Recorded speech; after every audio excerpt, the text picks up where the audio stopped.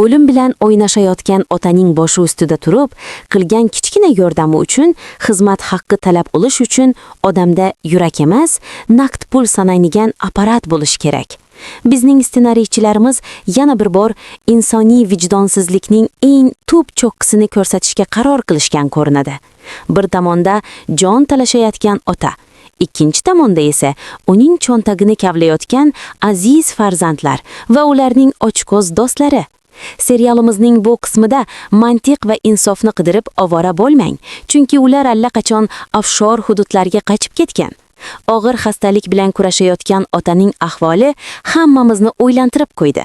U rostdan ham o'lim bilan kurashayaptimi yoki shunchaki bu ilon uyasidagi oila a'zolarining asl basharasini ko'rish uchun bemor rolini mahorat bilan o'ynayaptimi? Nega bizning seriallardagi otalar faqat yiqilib kasalxonaga tushganidagina hamma birdaniga mehribon bo'lib qoladi? Ayniqsa, Maftunaning bu yerda paydo bo'lishi haqiqiy g'iybat mavzusi.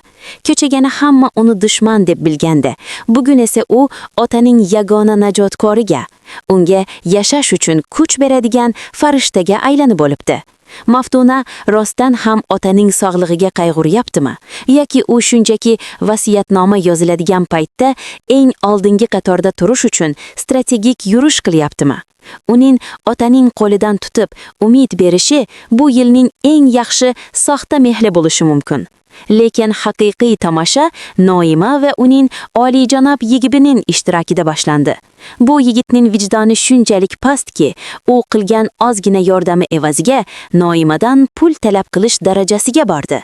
Nahotki sevgi va insoniylik endi soatbay to'lanadigan xizmatga aylanib qolgan bo'lsa, Noima esa o'zining isyonkor fe'l-atvori bilan kattalarning qarorlariga qarshi chiqishda davom etmoqda.